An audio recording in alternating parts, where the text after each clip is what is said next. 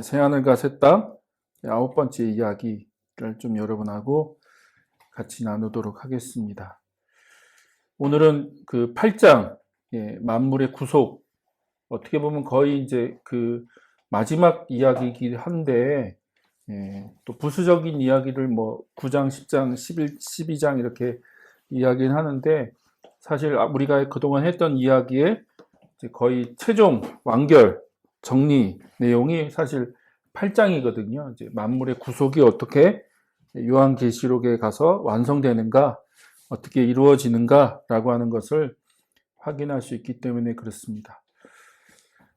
제가 지난주 어느 분의 설교를 들었는데 그분이 그런 비유를 하시더라고요. 자동차 운전, 그러니까 신앙생활을 자동차 운전에 비유하시면서, 만약 여러분이 아주 비싼 자동차, 막 억 단위 하는 자동차가 있다면 내가 운전이 미숙한데 막 끌고 나갈 수 있겠냐? 그럴 수 없잖아요. 그쵸? 내가 운전이 아직 초보고 미숙한데 나한테 뭐 1억짜리, 2억짜리 차가 있다고 막 함부로 끌고 나가진 않겠죠. 그동안 그만큼 연습하고 그 차를 어떻게 몰아야 되는지, 어떻게 운전해야 되는지. 근데 반대로 한 100만 원도 안 되는 오래된 중고차가 있다면 크게 개의치 않겠죠. 뭐 어디 갖다 들이받든지 아니면 뭐 좀 긁어도 크게 문제가 되지 않겠죠. 요즘 제 모닝이 그렇습니다. 제가 아주 부담 없이 운전하고 다니는 모닝이 그래요. 물 그렇다고 막 함부로 운전하지는 않지만, 그러나 뭐 그걸 크게 신경 쓰지 않을 거라는 거죠. 그러니까 그분이 하시는 얘기는 기독교인의 삶이 그렇다는 거예요. 그냥 주일 성수하고 뭐 헌금하고 뭐 그런 거 몇 가지 하는 것으로 그 그리스도인의 삶이 전부가 아니다. 성경에 보면 그리스도인이 어떻게 살아야 되는지를 어마어마하게 얘기하고 있고, 그렇다면 거기에 걸맞는 훈련이 필요하다는 거죠. 내가 그게 걸맞는 삶을 어떻게 살아야 되는지 그냥 우리가 막 산다고 그렇게 살 수 있는 게 아니라는 거예요. 그리스도인의 삶이. 저는 요즘 이제 이 책을 나누면서 그런 생각들을 많이 해요. 만약 우리가 이런 성경적인 세계관, 새하늘과 새 땅에 대한 비전, 또 하나님께서 어떻게 하나님의 구원의 역사를 이루어 가시고 완성해 가실 것인지에 대한 그림을 가지고 있고 이야기를 알고 있다면 거기에 걸맞는 삶을 살 수밖에 없는 거죠. 그러니까 우리가 모르니까 그렇게 살지만, 만약 우리가 안다면 거기에 응답하는, 거기에 상응하는 삶을 살아갈 수밖에 없다는 거예요. 그렇게 훈련해야 되고, 그게 그리스도인의 삶이라는 겁니다. 그래서 저는 이런 내용들을 잘 정리하는 것이 참 필요하고 우리에게 도움이 된다고 생각합니다. 오늘은 이제 그 만물의 구속, 그러니까 창세기부터 시작해서 하나님이 이제 마지막에 어떻게 그걸 완성하고 성취할 것인가에 대한 이야기를 좀 같이 살펴보도록 하겠습니다. 내용이 이것도 상당히 분량이 작은 분량이 아니라서 그냥 속도를 좀 빨리 내서 그냥 훅 지나갈게요. 뭐 막 이걸 하나하나 다 설명하려면 시간이 굉장히 많이 필요할 것 같은데, 좀 빠른 속도로 오늘 내용을 살펴보도록 하겠습니다. 자, 우리가 지난주 또 지지난주 부활에 대한 얘기를 했죠. 그건 구속받은 이들에게 지상 통치의 회복과 연결되어 있다. 부활과 지상 통치의 회복이 연결되어 있다라고 하는 걸 우리가 살펴봤고, 이게 하나님의 형상이라는 것과 또 연결된다고 하는 이야기를 우리가 확인했죠. 그러면서 이 땅은 명백히 하나님의 형상의 실현을 위한 원래의 배경이라는 거예요. 그러니까 하나님의 형상, 하나님의 창세기 1장 2장에 하나님의 형상을 만들어 놓으시고 에덴 혹은 이 땅에다가 그 인간을 두신 것처럼, 그럼 부활도 마찬가지라는 거예요. 부활과 통치의 회복. 그러면 그것이 이루어지는 공간은 어디냐? 땅이라는 거죠. 땅. 하늘이 아니라 땅이다. 그래서 땅이 원래 배경이라는 거예요. 또 환경이라는 것을 우리가 다시 한번 확인할 수 있다라고 하는 얘기를 하는 거고요. 근데 이제 전통적으로 기독교가 두 가지 이제 갈등이라고 볼까요? 이제 대립이 있었죠. 하늘로 갈 거냐, 아니면 땅으로 가느냐, 땅으로 남아 있느냐, 아니면 하늘로 가느냐. 사실 종말론이나 그런 얘기를 할 때 이 두 이야기가 항상 대립되는 내용이었다는 거예요. 그래서 많은 사람들은 하늘로 가는 것으로 얘기하고, 이제 최근에 와서 이제 사실 최근 이야기입니다. 이런 얘기를 하는 건 최근 이야기예요. 요한계시록을 다시 공부하고 성경을 다시 연구하니까 우리가 땅에서 하늘로 가는 것만이 전부가 아니라 땅의 회복 혹은 완성이라고 봐야죠. 창세기의 회복이라기보다는 완성입니다. 완결판. 그러니까 요한계시록을 보면 하나님이 창세기 때 만들어 놓으신 것이 완성된다고 하는 개념으로 이해하는 게 더 맞는 것 같아요. 근데 여전히 이제 두 이야기가 아직도 갈등 가운데 있지만 우리가 그것들을 잘 정리하는 것이 좀 필요한 것 같습니다. 자, 그러면 구속된 인간의 삶을 위한 환경, 그 환경은 도대체 무엇이냐? 그냥 하늘로 가는 거냐? 그런 게 아니라 창조 질서의 구속을 기대한다는 거예요. 신약을 보니까, 특히 신약을 보니까 신약 곳곳에서 뭘 얘기하냐면 이 창조 질서가 회복될 것, 또 구속될 것을 기대한다라고 하는 이야기를 계속하고 있다. 그렇다면 성경이 명시적으로 이 점을 해명할 수 있느냐? 신약 성경, 특히 신약 성경이 이 점을 명확하게 해명할 수 있는가라고 하는 질문을 던지게 되죠.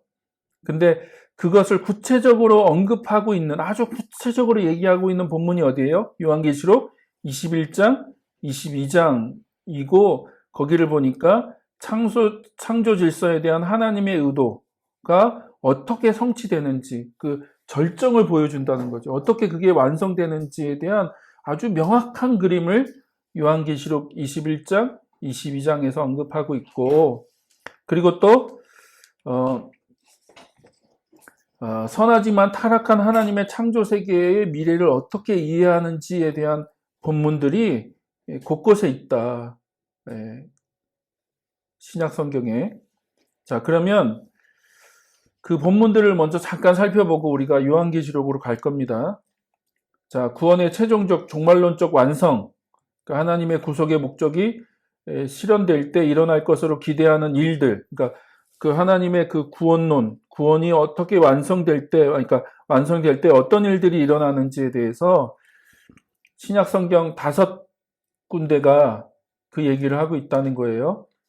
사도행전 3장, 에베소 1장, 골로새 1장, 로마서 8장, 베드로후서 3장, 이렇게 대표적인 본문이 5군데가 그거에 대해서 얘기하고 있는데, 우리가 이 본문을 읽으면서 두 가지 질문을 던져야 된다는 거죠. 하나는 구원 또는 하나님의 구원하시는 활동이 어떻게 묘사되는가, 그러니까 하나님의 구원 활동이 어떻게 묘사되고 있고, 두 번째는 그 구원 활동의 대상 혹은 수혜자가 누구냐라는 거죠. 그러니까 하나님이 구원 활동을 어떻게 행하시는지, 그리고 그 구원 활동이 누구에게 적용되는지에 대한 이야기들을, 질문들, 두 가지 질문들을 가지고 우리가 이 본문들을 읽으면 금방 이해가 된다는 거죠.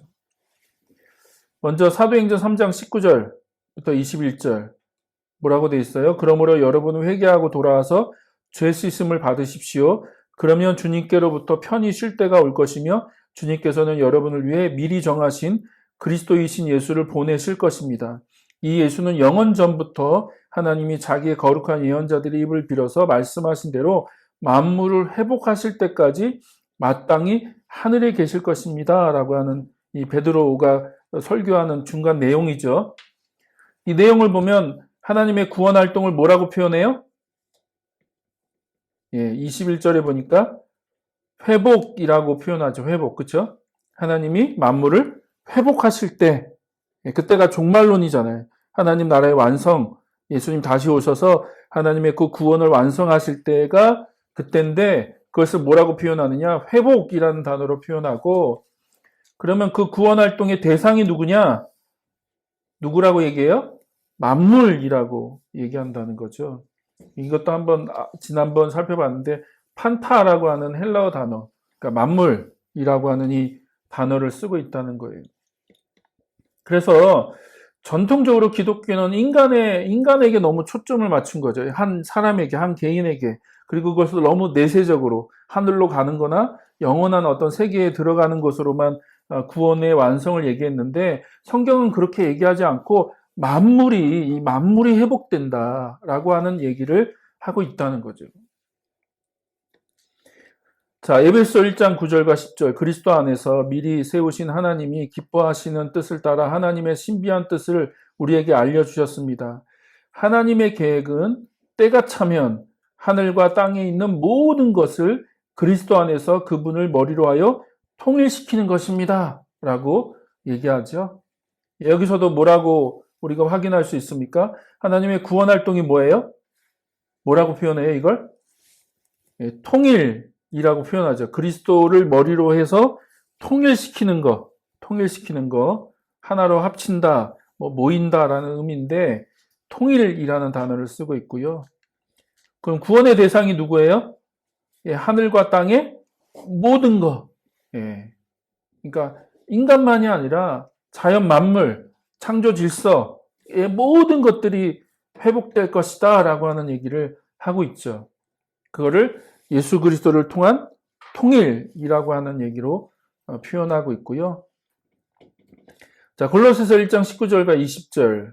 하나님께서는 그분의 안에 모든 충만함을 머무르게 하시기를 기뻐하시고 그분의 십자가의 피로 평화를 이루셔서 그분으로 말미암아 만물을 곧 땅에 있는 것들이나 하늘에 있는 것들이 다 자기와 기꺼이 화해시키셨습니다. 라고 표현하고 있죠. 자, 하나님의 구원 활동을 뭐라고 표현해요? 십자가의 피로 이룬 평화, 그리고 그 결과로 화해, 하나님과 만물을 화해시켰다. 그리고 여기서도 구원 활동의 대상이 누구예요? 만물이죠, 만물. 땅과 하늘에 있는 모든 것을 하나님과 화해시키는 것. 근데 그 방법이 뭐예요? 예수 그리스도의 피로 화평을 만드셨다, 평화를 만드셨다라고 말씀하고 있죠. 그래서 여기서도 만물이라고 하는 단어가 쓰이고 있다는 거. 그리고 로마서 8장 19절 이하를 보면 피조물은 하나님의 자녀들이 나타나기를 간절히 기다리고 있습니다. 피조물이 허무에 굴복했지만 그것은 자유로 그렇게 한 것이 아니라 굴복하게 하신 그분이 그렇게 하신 것입니다. 그러나 소망은 남아 있습니다. 그것은 곧 피조물도 썩어짐의 종살이에서 해방되어서 하나님의 자녀가 누릴 영광된 자유를 얻으리라는 것입니다. 라고 말씀하고 있는데, 자, 하나님의 구원 활동을 뭐라고 표현해요? 해방이라고 표현하죠. 해방. 그러니까 지금까지 이 자연, 창조 질서 모두가 지금 허무한 데 굴복하고 있다. 그죠? 근데 해방될 때가 온다는 거예요. 그 굴복, 그 붙들려 있고 사로잡혀 있고 그래서 내가 자의로 그렇게 하고 싶지 않은데 그렇게밖에 할 수 없도록 돼 있는 이 상황에서 해방되는 거, 해방이라고 표현하죠. 그 다음에 하나님의 구원 활동의 대상이 뭐예요? 피조물과 우리의 몸이죠. 그래서 하나님의 자녀들이 나타나기를 기다린다. 그래서 하나님의 자녀들, 그러니까 어떤 부활을 얘기할 거고 또 구원의 완성을 얘기할 건데 그것이 하나님의 자녀들이 나타날 때 동일히 하나님의 자녀들만 해방되는 것이 아니라 회복되는 것이 아니라 이 피조물까지도 자연 만물까지도 온전히 해방될 것이다 라고 얘기하고 있죠. 그걸 22절, 23절에서 이렇게 얘기합니다. 모든 피조물이 이제까지 함께 신음하며 함께 해산의 고통을 겪고 있다는 것을 우리는 압니다. 그뿐 아니라 첫 열매로서 성령을 받은 우리도 자녀로 삼아 주실 것을, 곧 우리 몸을 속량하여 주실 것을 고대하면서 속으로 신음하고 있습니다. 그러니까 지금은 그런 고통을 당하고 있지만 그때가 되면 하나님이 우리를 회복시켜 주시는 일들이 있을 거고 그게 우리가 첫 열매가 된다는 거예요. 첫 열매로서 우리가 그런 일을 경험할 거고 그것을 통하여 자연 만물의 회복이 일어날 거야 라고 하는 얘기를 하고 있죠. 자, 그 다음에 베드로후서 3장 10절부터 13절까지인데 그러나 주님의 날은 도둑같이 올 것입니다. 그날에 하늘은 요란한 소리를 내면서 사라지고 원소들은 불에 녹아버리고 이게 이제 논란의 본문인데 이 사실 여기를 보면 우주가 없어질 것처럼 얘기하거든요. 완전히 사라지고 없어질 것처럼 얘기하고 있어서 사실 이제 이 베드로후서 3장이 가장 논란이 되는 본문입니다. 자, 그런 표현들 하잖아요. 하늘은 요란 소리를 내면서 사라지고 원소들은 불에 녹아버리고 땅과 그 안에 있는 모든 일은 드러날 것입니다. 이렇게 모든 것이 녹아버릴 터인데 여러분은 어떠한 사람이 되어야 하겠습니까? 여러분은 거룩한 행실과 경건한 삶 속에서 하나님의 날이 오기를 기다리고 그날을 앞당기도록 하여야 하지 않겠습니까? 그날의 하늘은 불타서 없어지고 원소들은 타서 녹아버릴 것입니다. 그러나 우리는 주님의 약속을 따라 정의가 깃들어 있는 새하늘과 새 땅을 기다리고 있습니다. 라고 얘기하고 있죠. 그래서 하나님의 구원 활동을 뭐라고 표현합니까? 드러나는 거, 발견되어지는 거, 갱신되어지는 거, 새로워지는 거. 그래서 이게 마치 본문만 읽으면 다 불타서 없어질 것처럼 얘기하지만 조금 더 살펴보면 이건 갱신이라는 거예요. 불태서 없어버리는 게 아니라 불태워서 어떻게 해요? 새롭게 한다는 의미지 이걸 없애버린다는 의미가 아니다. 그래서 이거는 이제 드러나고 또 갱신되어지고 새롭게 되어지는 거고 창조되어지는 거, 정결케 되는 거를 의미하는 거다. 그런 표현이다라고 이해하는 게 요즘 이제 최근의 해석이고요. 그 구원 활동의 대상이 누구예요? 땅과 그 속에 일어나는 모든 일, 하늘과 땅, 특히 이제 새 하늘과 새 땅으로의 온전한 회복이라고 얘기하죠. 그래서 하늘과 땅 모든 것들이 다 새롭게 될 것이라고 하는 것을 명확하게 얘기하고 있다. 그래서 정리하면요. 이런 그 5군데의 본문을 가지고 정리하면 회복적인 그 사역이라는 거죠. 구원은 하나님이 우리를 세상에서 하늘로 데려가시는 것이 아니라 창조 세계의 잘못된 것을 고치시는 일이다. 회복이다, 회복. 그리고 더 정확하게는 완성이다라고 말씀드렸습니다. 완성. 어떤 분은 이런 얘기를 해요. 그러니까 그 이사야에 보면 뭐 어린 양과 사자가 함께 뛰놀고 뭐 그런 묘사가 있잖아요. 근데 창세기에는 분명히 육식이 허락되어 있고 그런 그 본문들이 있기 때문에 회복이라고 하는 표현보다는 완성인 거죠. 창세기의 1장, 2장에 나온 하나님의 그 원리가 더 완성되는 거, 완전히 완성되는 것이 마지막 날의 모습이다라고 얘기하고 있기 때문에 회복이면서 완성이다라고 이해하시면 좋을 것 같고요. 포괄적이고 총체적이라는 거예요. 하나님은 우리의 몸을 포함해서 하늘과 땅에 있는 모든 것을 속량 내지 회복하려 하신다는 겁니다.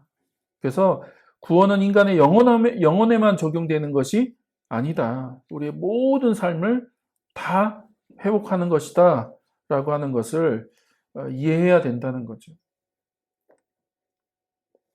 자, 우리가 그런 이해를 갖고 그러면 요한계시록 21장, 22장에서는 어떤 얘기를 하고 있는가라고 하는 걸 좀 다시 한번 구체적으로 살펴봤으면 좋겠는데 방금 우리가 베드로후서에서도 살펴봤던 것처럼 새하늘과 새 땅이라는 표현이 등장하고 요한계시록 21장에 가니까 또 새하늘과 새 땅이라는 단어가 등장하죠. 그래서 새 예루살렘에 대한 요한의 환상, 앞에서 살펴본 5개의 본문에 묘사된 구원에 대한 총체적이고 포괄적인 이해, 그러니까 그 앞에서 얘기했던 걸 한마디로 정리하는 단어가 뭐예요? 새하늘과 새 땅이라는 거예요. 앞에서 얘기했던 그 만물의 회복, 하나님 모든 것들을 다시 한번 회복하실 것이다 라고 하는 그것을 요한계시록엔 한마디로 요약하면 그게 새하늘과 새 땅인데 성경 전체에 걸쳐 발견되는 그 구원, 하나님의 구원 활동의 궤적의 정점이라는 거예요. 이게 창세기부터 쭉 시작해서 하나님의 구원 활동의 궤적, 그 활동, 그 연대기라고 할까요? 그 타임라인을 쭉 따라가서 최정점에, 그 클라이맥스에 도착하는 것이 뭐예요? 그게 바로 새하늘과 새 땅이라는 거예요. 그래서 하늘과 땅이 도달하게 될 운명, 즉 하나님의 신성한 거처인 우주적 성전이 되는 것이다. 그래서 여러분이 오늘 이 부분만 이해하시면 될 것 같아요. 우주적인 성전, 그러니까 이 창조 세계 전체가 하나님이 거하시는 우주적인 성전으로서의 회복을 얘기하는 거다. 그래서 언제 한번 성전신학이라는 책을 한번 추천해 드린 적이 있는데, 그 책이 성전이라는 개념으로 창세기부터 요한계시록까지 보는 책인데 굉장히 중요합니다. 그러니까 성전의 회복이다, 성전. 그러니까 요한계시록에 보면 이 창조 세계 전체가 하나님이 임재하시고 거하시는 성전으로서 회복되는 것을 얘기하고 있다는 거죠. 그래서 보통 하늘은 하나님의 보좌가 있는 지성소, 그래서 초월성, 그러나 하나님이 그 하늘에 계시지만 이 인간의 삶 가운데 함께 하시는 그 내재성을 동시에 표현하는 단어다. 하늘이라는 단어가. 그리고 인간은 우주적 성전에 있는 하나님의 살아있는 형상으로서 땅을 다스리거나 동산을 경작하거나 지킬 때 자신의 문화적 노력 속에서 창조자를 신실하게 대변하여 온 세상에 하나님의 임재를 중개 혹은 전달하는 역할을 하는 거죠. 이해되세요? 그러니까 하나님은 하늘에 계세요. 그리고 이 땅에 하나님의 형상으로서 인간을 만들어 놓으셨고, 그렇기 때문에 인간의 역할은 뭐예요? 이 땅에 하나님의 임재를 드러내는 거라는 거예요. 뭐로요? 다스리고 경작하는 일. 그러니까 문화적인 그런 요소들. 그걸 다스림이라고 하는, 통치라는 개념으로 요한계시록에서는 이제 얘기하고 있는데, 인간의 역할은 이 땅에 하나님의 임재를 중개하는 거고, 그거를 드러내는 거고 만들어가는 거다라고 하는 것이라는 거죠.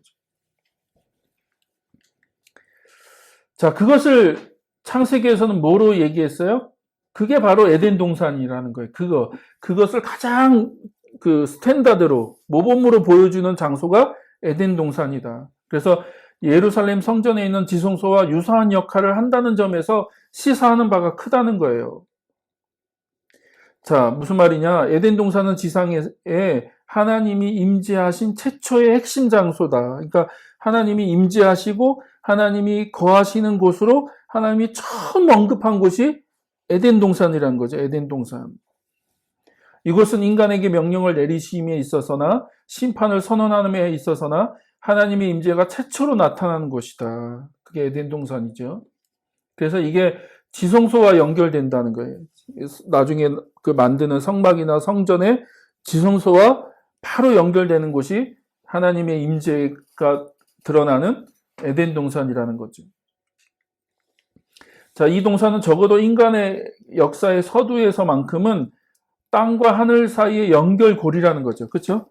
이해되세요? 하늘과 땅, 그 중간에 연결고리가 되는 그 장소가 어디예요? 그게 바로 에덴이라고 하는 공간이라는 거예요. 하나님이 거기에 거하시고 인간이 그 하나님과 함께 거기에 동행하고, 그래서 하나님 말씀하시는 걸 듣고 하나님 말씀에 순종하는 그런 삶을 살아가게끔 하늘과 땅을 연결하는 연결점, 그게 바로 에덴 동산이다. 그게 성전의 역할이라는 거예요. 원래 성전의 역할이 그런 역할, 지성소의 역할이 그 하늘에 계신 하나님이 임재하신다고 하는 그거를 드러내는 거고, 하나님을 만나려면 그 성전에 가야죠. 그러니까 하늘과 땅을 연결하는 연결점이 성전이 되는 건데, 창세기 1장 2장에서는 그게 에덴 동산이다.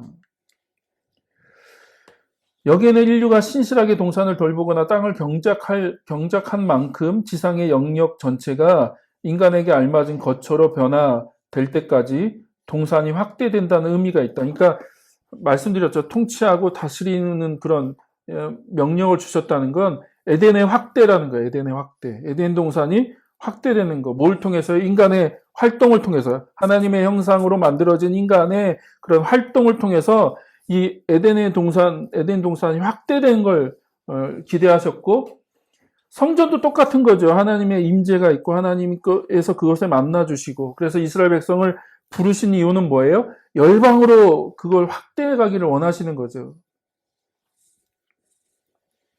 그리고 그로 인해 땅은 하나님께도 알맞는 거처가 되는 거죠. 그렇죠? 그러니까 그 에덴 동산은 하나님이, 그 하늘에 계신 하나님이 그 거처하시기에 가장 알맞는 공간이 되는 거죠. 에덴 동산이. 자, 인류가 땅을 다스리도록 땅에 충만하라는 사명을 받을 때, 그쵸? 이 사명을 받았는데, 이거는 단순히 생물학적으로 생식, 그러니까 많이 출산하고 많이 낳으라는 의미도 있지만, 그것을 넘어가는 의미도 있다는 거예요. 그럼 뭐예요? 물론 땅을 다스리기 위해 인간은 늘어나야 했다. 그러나 하나님의 우주적 성전 안에서 그분의 형상이 되라는 인간의 소명은 땅을 신적인 임재로 채우는 일도 포함된다는 거예요. 이해되시죠? 그러니까 생육하고 번성하라는 말은 단순히 그냥 생식을 많이 해라, 많이 낳고 많이 숫자가 많아져라 라는 의미만 있는 게 아니라 하나님의 형상으로서 인간이 늘어나면서 이 땅에서 그런 그 하나님께서 명령하신 그 통치와 다스리는 삶을 살아갈 때 하나님이 임재도 어떻게 해요? 더 이 땅 가운데 확대되고 더 늘어나게 될 거다라고 하는 것을 하나님이 기대하셨다는 거죠. 그래서 좀 다른 얘기지만 마태복음 28장을 이걸로 이해할 수 있습니다. 가서 제자 삼아라 라고 하는 말씀이 무슨 의미로 이해되느냐? 하나님의 형상의 재생산이요. 예수님을 따르는 제자의 재생산. 그래서 그걸 통해서 이 땅에 예수를 따르는 제자들이 늘어나는 거죠.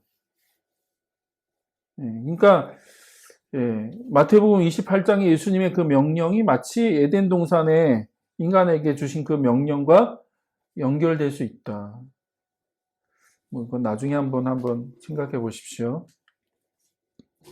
인류가 계속해서 번성하고 늘어나면서 인간의 목적은 땅에서 신실한 문화를 개발하는 것을 통해서 하나님의 거룩한 임재를 하늘에서 땅으로 매개하는, 그러니까 하나님의 그 임재와 통치가 이 땅으로 임하도록 그 역할을 하는 것이 인간의 사명이었다는 거죠. 인간의 사명. 그러니까 뒤에도 잠깐 살펴보겠지만 그러면 뭐가 생각납니까?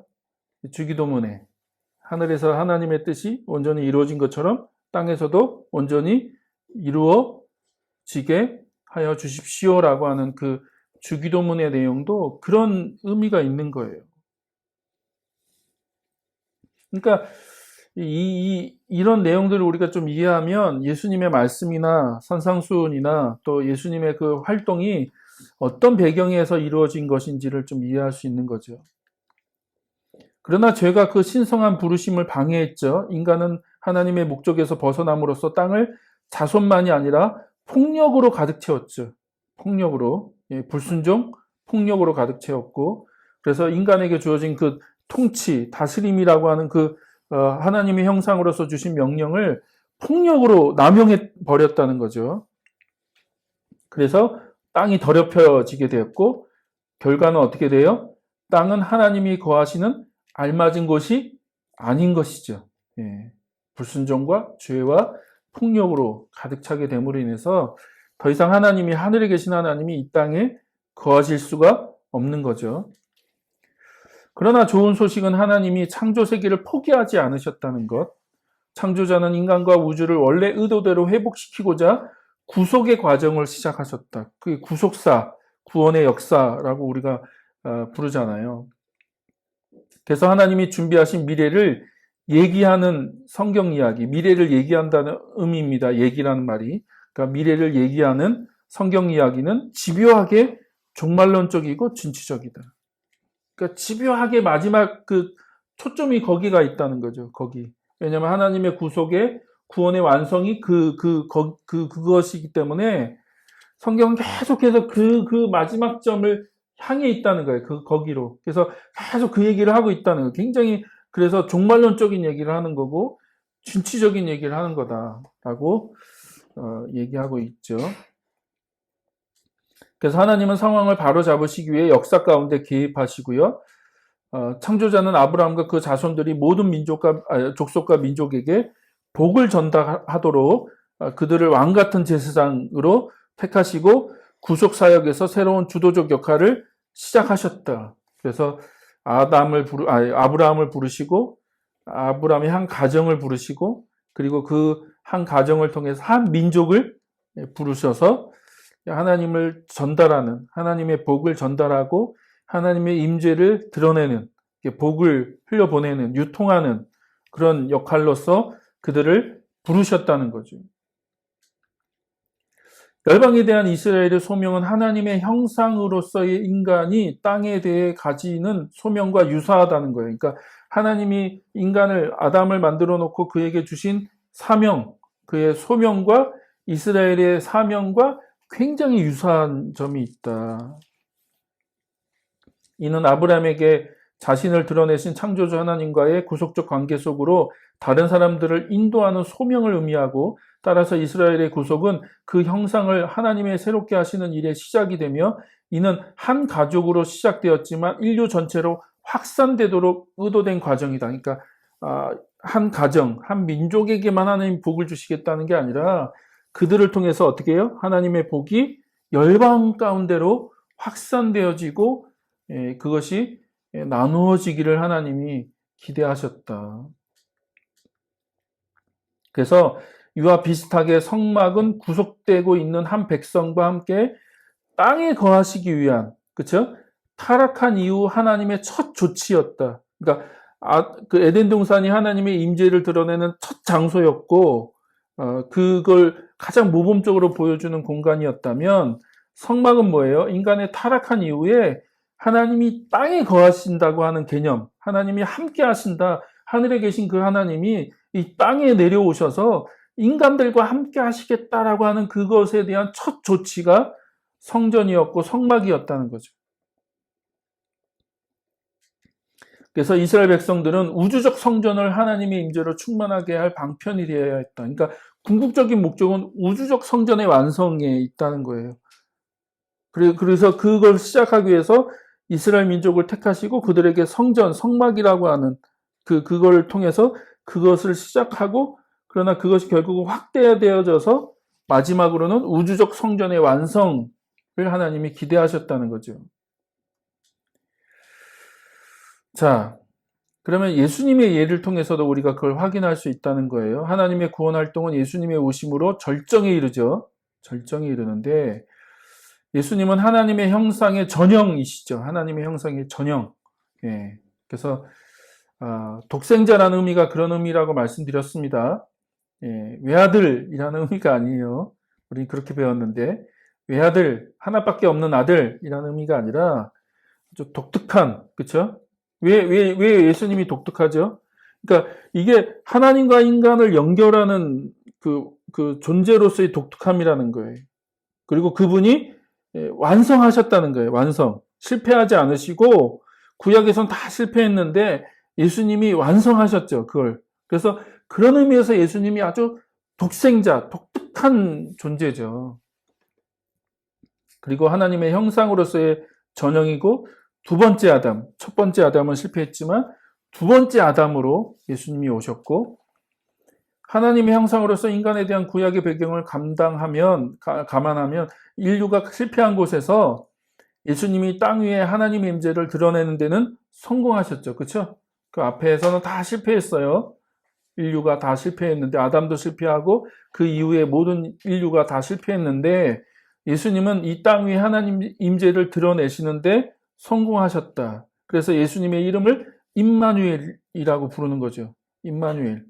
하나님이 우리와 함께 하신다라고 하는 이 임마누엘. 그러니까 이게 다 의미가 있는 거예요. 성전적인 의미가 있는 거고 구약적인 의미가 있는 거. 하나님의 의지가 무엇인지를 확인할 수 있는 거죠. 그래서 예수님을 통해서 하나님이 기대하시는 건 뭐예요?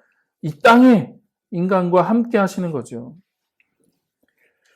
자, 여기서 중요한 거, 그래서 예수님의 삶을 통해서 중요한 거를 우리가 확인할 수 있는 것은 성육신이라는 건데, 이 성육신이 성막과 신적 임재, 하나님의 임재를 그대로 드러내는 그 내용이라는 거죠.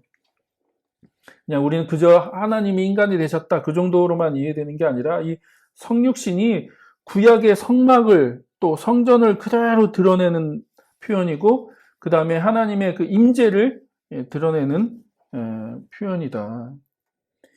예를 들면 요한복음 1장 14절에 그 말씀은 육신이 되어 우리 가운데 사셨다, 거하셨다.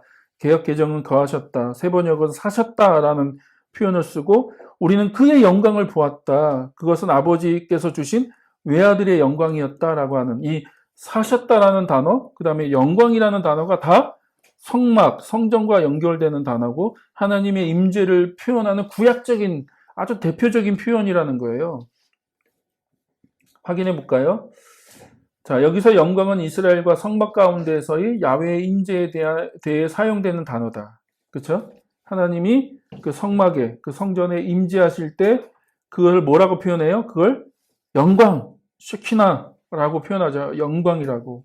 그러니까 근데 요한복음엔 뭐예요?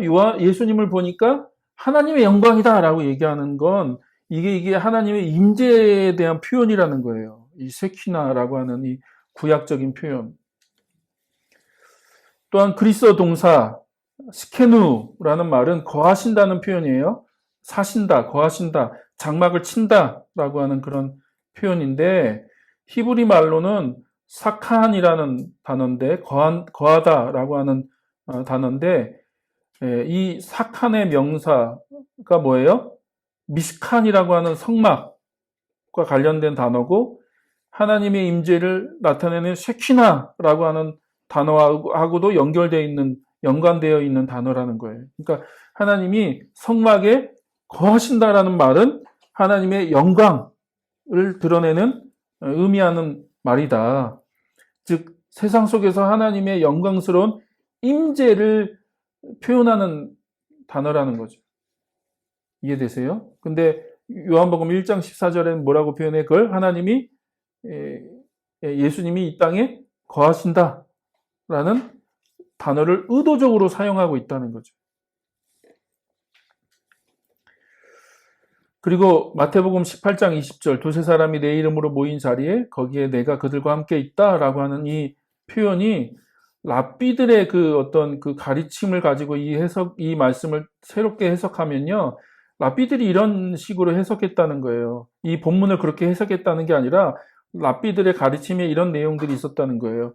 두 사람이 함께 앉아 있고 율법의 말씀이 선포되면, 그러니까 두 사람이 있고 거기에 율법의 말씀이 선포되면 하나님의 임재, 쉐키나가 그들 사이에 있다라고 하는 랍비들이 그런 가르침들을 많이 가르쳤는데 그런 개념으로 이 말씀을 이해하면 이 말씀의 의미가 더 풍성해진다는 거죠.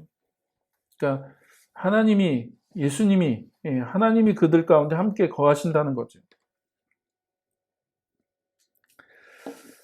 그래서 라이트가 이런 말을 했습니다. 예수님은 마치 자신이 곧 자기 백성과 함께 장막을 치신 야훼의 임재인 쉐키나인 것처럼 말씀하고 행동하셨다. 그러니까 본인이 쉐키나인 것처럼 하나님의 그 임재, 하나님의 영광을 드러내는 쉐키나인 것처럼 활동하고 말씀하셨다는 거예요. 예수님의 그 사역을 보면, 예수님의 삶을 보면. 왜냐하면 하나님의 임재를 드러내고 하나님의 그 영광을 드러내시기 위해서 예수님이 이 땅에 오셨기 때문에 그렇죠. 자, 그리고 예수님은 부활과 승천을 통해 이제 신약에서 그리스도의 몸, 그리고 하나님의 형상으로 새로워진 새 인류로 묘사된 서로 및 하나님과 화해한 유대인과 이방인의 국제적인 공동체인 교회의 머리가 되셨다. 그래서 부활과 승천을 통해서 그리스도의 몸, 근데 그 몸은 그 에베소서나 골로새서를 보니까 새 인류, 새로운 인류라고 표현하고 있다는 거예요. 새로운 인류. 그게 이방인과 유대인이 하나 된 공동체. 그전에는 도저히 하나 될 수 없는 거예요. 여러 가지 장벽이 있죠. 그렇죠? 적어도 7가지를 얘기하고 있는데 그 장벽들이 있어서 유대인과 이방인은 도저히 하나 될 수 없는데 그 장벽을 누가 허무셨어요? 예수님이 허무셨다라고 얘기하잖아요. 그리고 그래서 그들을 한 공동체로, 그 새로운 인류로 예수님이 만드셨다라고 얘기하고 있고, 그걸 그리스도의 몸이라고 얘기하고 있고, 그리고 또 보니까 교회는 약속된 미래의 맛보기이신 성령, 신적인 쉐키나죠. 성령의 임재, 그러니까 성령이 임재하신다는 건 또 다른 쉐키나를 얘기하는 거죠. 하나님의 임재가 성전에 거하시는 것처럼 우리가 성전이라고 얘기하잖아요. 우리 몸이 성전이고 너희 몸이 성전이고 너희가 하나님이 거하시는 성전이야 라고 얘기하는 건 그 쉐키나를 얘기하는 거거든요. 하나님의 임재가 있는, 그 지성소에 하나님의 임재가 있는, 그래서 성령이 너희 안에 거하신다라고 하는 그런 표현을 쓰는 거예요. 이게 다 구약적인 표현인 거죠. 그래서 에베소 2장에 보면 교회를 유대인과 이방인의 한 세 사람으로 묘사하고 이 새 인류를 주 안에 있는 성전으로 묘사하고 이 성전은 하나님이 거하실 처소로 지어져 간다. 그러니까 하나님이 최종적으로 거하실 성전이 되기 위해서 지어져 간다. 그게 우주적인 성전이고 성전의 완성을 얘기하는 거다. 그러니까 이런 개념을 갖고 있지 않으면 이 본문이 왜 이런 식으로 얘기해? 왜 지어져가? 성전이라고 얘기해놓고 또 그 성전이 지어져 간다는 건 뭐야? 라고 이해하기 어려운데 이런 배경을 갖고 얘기하는 거예요.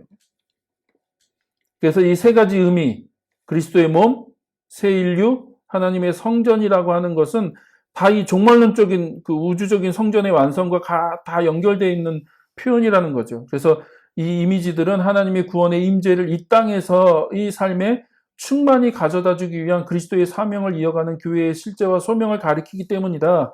그러니까 교회를 묘사하는데 그리스도의 몸이라고 묘사하고 새 인류라고 묘사하고 하나님이 거하시는 성전이라고 얘기하는 건 하늘의 그 하나님의 임재를 이 땅에 갖고 오는 존재가 뭐예요? 그게 교회라는 거예요, 교회.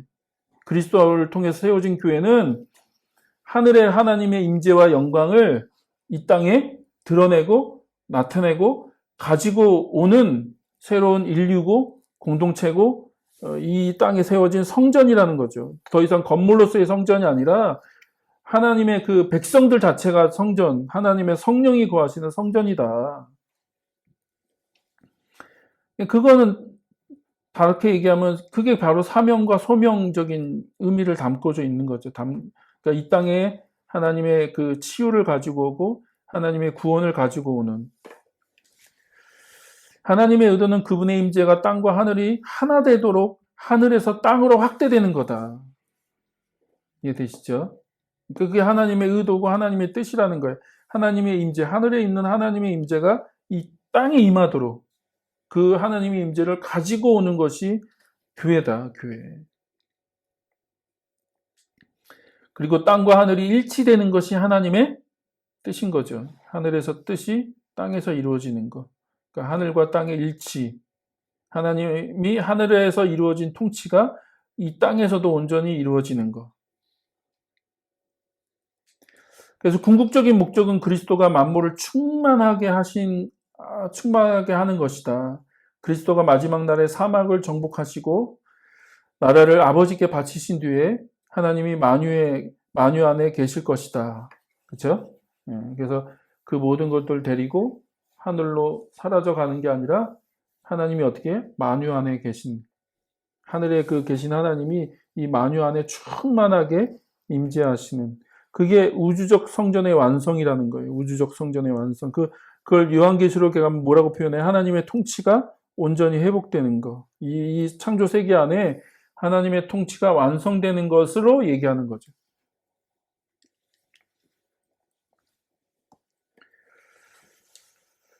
자, 이 책을 쓴 저자입니다.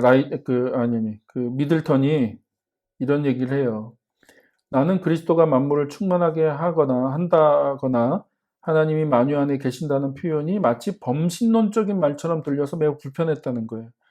그리고 또 그렇게 해석하는 사람들이 있어요.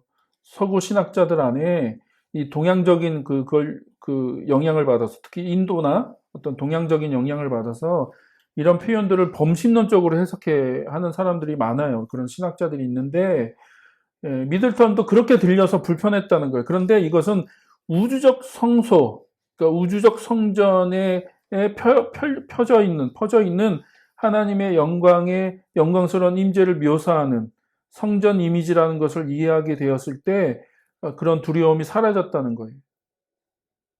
무슨 말인지 이해되세요? 그러니까 하나님이 만물 안에 계시고 하나님이 그렇게 모든 것 가운데 계신다는 이런 표현들이 우주적인 성전이라고 하는 이 개념을 이해하면 그게 무슨 말인지가 이해된다는 거예요. 근데 우리가 그걸 모르니까 자꾸 범신론적으로 이해하는 거죠. 자, 요한계시록 21장, 22장에 나오는 새 예루살렘에 대한 요한의 환상에서 우리는 하나님의 창조 목적이 마침내 성취되었을 때 그것이 어떤 모습인지에 대한 묘사를 발견할 수 있죠. 그래서 한번 읽어보십시오. 21장, 22장을 한번 나중에 시간 되셔서 읽어보세요. 마지막 완성을 어떻게 묘사하고 있는지. 자, 21장 1절에 보니까 바다가 없어졌다라고 표현하죠. 예. 아시는 분은 아시겠지만 고대 근동에서 혼돈과 악의 세력으로 바다와 강물을 표현하죠. 물의 범람, 바다, 강물, 그건 혼돈의 세계를 얘기하는 거죠. 그래서 창세기 1장에 보니까 하나님이 창조하실 때 어떻게 해요? 혼돈의 개념을 이걸 정리하시는데 어떻게 해요? 물을 가르시죠. 그리고 그러니까 육지와 바다를 나누시고, 그런 개념이 뭐냐면 이 바다라고 하는 건 혼돈 또 악의 세력을 상징하는 그런 표현이에요. 그래서 아까 혼돈의 세력이 근절됐다, 바다가 없어졌다는 말은 수영할 바다가 없네. 그러면 어떤 분은 그러니까 이게 천국에 가면 수영을 못 하겠네라고 얘기하는데, 그런 의미가 아니라 여기서 바다가 없어졌다는 건 아까 혼돈의 세력이 사라졌다는 얘기예요. 그리고 새 예루살렘에서 가장 중요한 점은 하나님의 임재가 하늘에서 내려온다는 거죠. 하늘에서 내려오고 하늘에서 땅으로 결정적으로 옮겨진다는 거예요. 그 예루살렘이 하늘에서부터 내려온다는 건 하늘에서 땅으로 옮겨진다는 얘기인 거죠. 이 땅에서 완성된다는 걸 얘기하고 있는데, 여긴 두 가지 측면이 있다는 거예요. 자, 21장 3절에 보니까 부활한 하나님의 집이 사람들 가운데 있다. 하나님이 그들과 함께 계실 것이요. 그러니까 새 예루살렘이 하늘에서 땅으로 온다는 건 하나님의 임재를 상징하는, 임재를 의미하는 표현인 거죠. 그래서 야훼께서, 하나님이 자기 백성인 이스라엘 가운데 거하신다. 이게 sak한, 그러니까 그 성막을 얘기하는 거죠. 거하신다. 그러니까 새 예루살렘이 하늘에서 땅으로 온다는 건 하나님이 이제는 그 인류 가운데 거하신다, 함께 하신다라고 하는 의미라는 거죠. 그래서 그들 가운데 미식한 거처를 정하신다는 것, 그런 표현들은 다 모세오경의 성취를 얘기한다는 거죠. 그 성전, 성막, 그런 어떤 그 단어들을 사용함으로 그것의 진정한 회복, 완성을 얘기한다는 거예요. 하나님이 구약에서는 그냥 성전에만 거하셨고 성막에 거하셨지만, 이제는 어떻게 해요? 온 우주 가운데 완전히 이제 그 거처를 삼으셔서 함께 하신다. 그것이 완성된다. 라고 하는 의미고요. 실제로 요한계시록 21장 3절에서 계실 것이요에 해당되는 그리스 단어가 스케누, 그쵸? 우리 요한복음 1장 14절에서 얘기한 그 단어라는 거죠. 하나님이 이제 계신다, 거주하신다 라는 의미고. 근데 두 번째 의미가 또 있다는 거죠. 첫 번째 이런 하나님의 임재를 상징하는 내용도 있지만 두 번째 의미가 있는데, 구약에서 하나님의 임재에 대해서 사용되는 두 가지 특징적인 동사가 있는데, 하나가 사칸이라고 하는 단어, 바로 방금 앞에서 살펴봤잖아요. 성전에선 하나님이 이스라엘과 함께 거하신다는 것에 대해서 사용되는 단어인데, 또 하나의 단어가 있는데 어떤 단어냐면 야사브라고 읽을까요? 아마 야샤브라고 하면 발음할 건데, 이 야샤브라는 단어가 있는데 하나님이 하늘에서 앉아 계신다. 그 보좌에 앉아 계신다라는 그 표현을 쓰는 단어가 있다는 거예요. 대표적인 예가 이사야 6장 1절, 나는 높이 들린 보좌에 앉아 계시는 주님을 배웠는데 라고 하는 그 이사야가 본 환상 중에 쓴 이 앉아 계신다라는 단어가 야샤브라는 아마 이 단어일 건데, 이사야가 본 환상은 예루살렘 성전이 그분을 다 품을 수 없음을 보여준다는 거예요. 따라서 이사야 환상은 지성소에 있는 언약궤가 하나님의 보좌가 아니라 그분의 발판이라는 거예요. 그래서 그 하나님의 옷자락이 성전에 가득했다는 얘기는 하나님이 그 성전에 다 담을 수 없을 만큼 하나님이 엄청나게 크신 분이시고, 하나님의 그 임재와 영광을 이 조그만 성전이 담아낼 수 없다는 거예요. 그래서 하나님이 하늘 보좌에 앉아 계시고, 이 땅에 있는 그 지성소, 성전은 그냥 하나님의 그 발판이라는 거예요. 그래서 이사야 61장 1절, 하늘은 나의 보좌요, 땅은 나의 발판이다 라고 하는 말씀에서 우리가 알 수 있다는 거죠. 그래서 구약에서 하나님은 하늘 보좌에서 땅을 다스리지만 요한계시록 22장 3절에 이르면 상황이 결정적으로 바뀌어서 거룩한 성에는 더 이상 어떤 저주도 없다고 말한다. 그러니까 모든 저주가 사라지죠. 창세기 3장에 하나님이 인간을 저주하셨는데 이제는 그 저주가 다 이제 사라지고 하나님이 온전히 통치하시고 다스리신다라고 하는 의미로 이해된다는 거예요. 그래서 이는 근본적으로 새로운 한 가지 일을 가능케 하는데 하나님의 보좌가 이제 더 이상 하늘에 있지 않고 성 한가운데 있다는 거예요. 성 한가운데. 그러니까 정리하면 두 가지라는 거예요. 하나는 하나님의 임재를 표현하지만 또 하나님이 어떻게 해요? 온전히 통치하시고 다스리신다라고 하는 이제 하늘에 계신 그분이 땅으로 내려오신다는 거예요. 하나님 보좌가 하늘에서 땅으로 내려와서 이 땅에 거하신다라고 하는 의미로 이해할 수 있다는 거죠. 그래서 하나님의 우주 통치의 중심은 이제부터 영구히 새로워진 땅에 세워질 거라는 거예요. 땅에. 새 예루살렘에서의 하나님의 임재를 고려한다면 이 성이 정육면체로 묘사된다고 하는 것은 의미심장하죠. 그렇죠? 예, 그 요한계시록을 21장을 보면 그 예루살렘 성이 정육면체로 돼 있죠. 그러니까 길이와 너비와 높이가 똑같은 완전히 그 정육면체인데 이게 왜 의미가 굉장히 깊냐면 의미가 크냐면 성이 정육면체인 이유는 예루살렘 성전에 있는 지성소가 정육면체이기 때문에 그렇다는 거죠. 이해되세요? 그러니까 이 예루살렘 성은 그대로 그 성전 안에 있는 그 지성소를 그대로 보여주는 개념이다. 그러니까 성이 정육면체라는 게 이상하잖아요. 뭐 이렇게 길든지, 그렇죠? 근데 그 성을 재봤더니 정육면체라고 하는 얘기는 지성소 안에 있는 성전 안에 있는 지성소를 얘기하는 거다.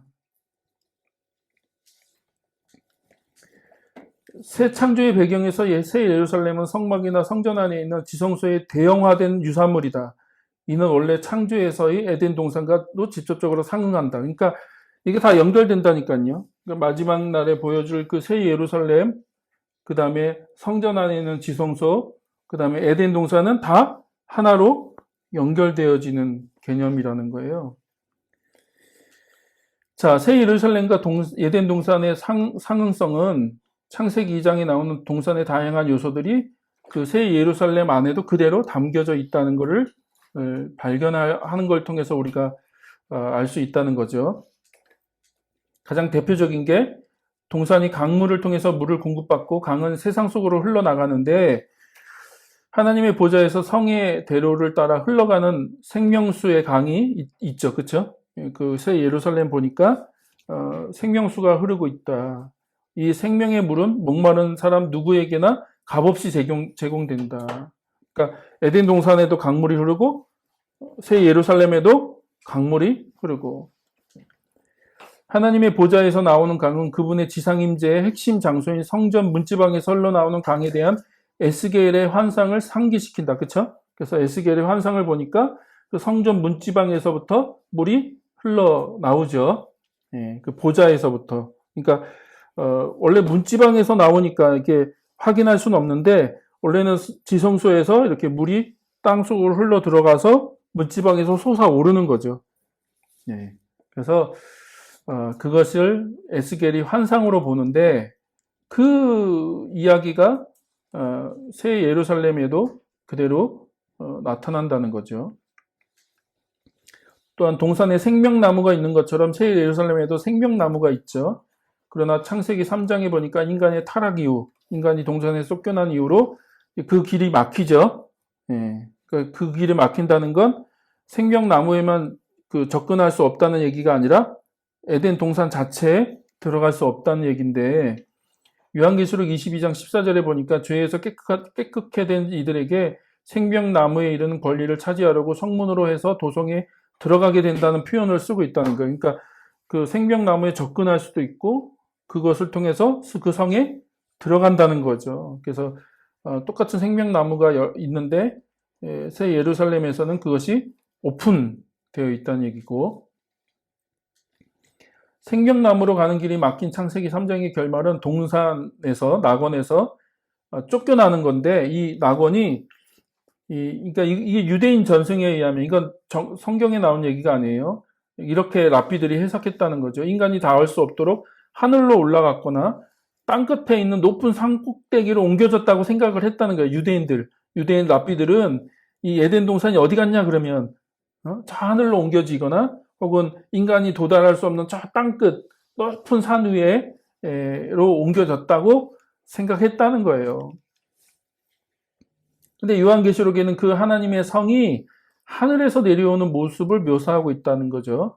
그렇다고 신약의 낙원을 하늘과 동일시해야 한다는 뜻은 아니고, 낙원은 더 정확하게 말하면 인간의 현세적인 번영을 위한 하나님의 원래 의도를 표현한다는 거예요. 이해되세요? 그러니까 에덴 동산이라고 하는 것이 하나님의 온전한 그 인간 창조를 하시고 인간에게 주신 그 번영, 현세적인 번영을 완벽하게 누릴 수 있는 공간이 어디예요? 에덴 동산이잖아요. 에덴 동산, 낙원.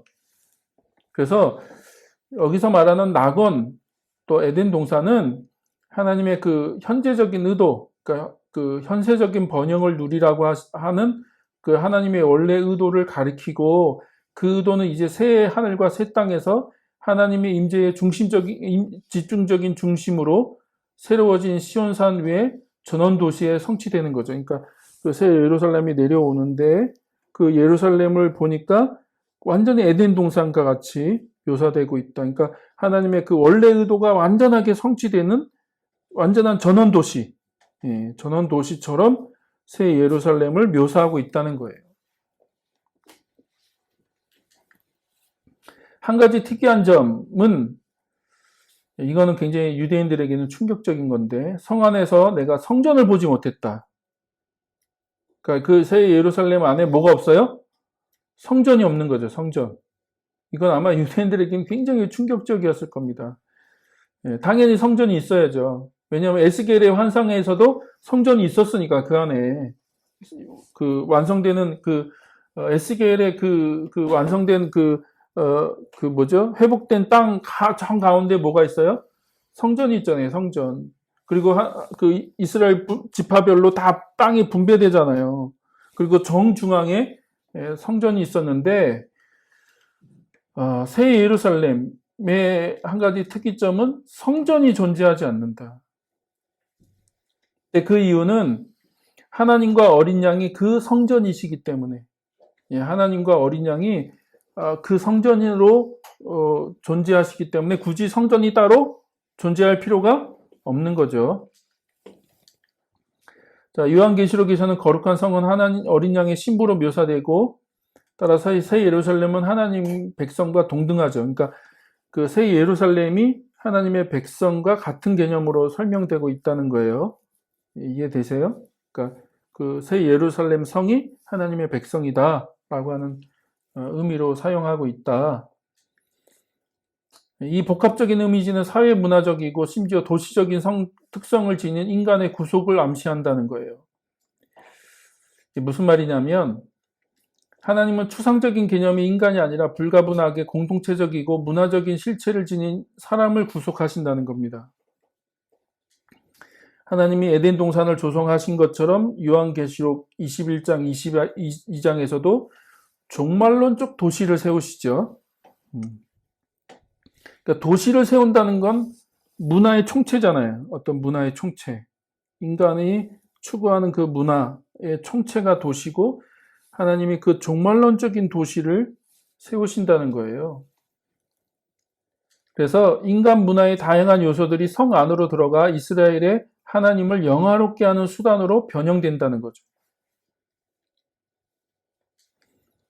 자, 이게 중요한 개념입니다. 이사야 60장에 보면 완성될 그 하나님 나라를 이사야 60장이 묘사하고 있는데, 자, 너희 성문은 언제나 열려 있어서 밤낮으로 닫히지 않을 것이다. 이방 나라의 재물이 이 문으로 지나 너에게로 오며 이방 왕들이 사로잡혀 너에게로 올 것이다. 끌려올 것이다. 라고 하는 이 표현을 가지고 이제 그 마우, 리처드 마우라는 교수가 왕들이 입성하는 날이라는 책을 썼는데 한번 나중에 그 읽어보십시오. 이사야가 전망하는 하나님 나라. 그건 내세적인 하나님 나라가 아니라 한마디로 말하면 이사야 60장을 연구해 보니까 인간이 만들어둔 모든 문화가 그 안에 들어간다는 거죠.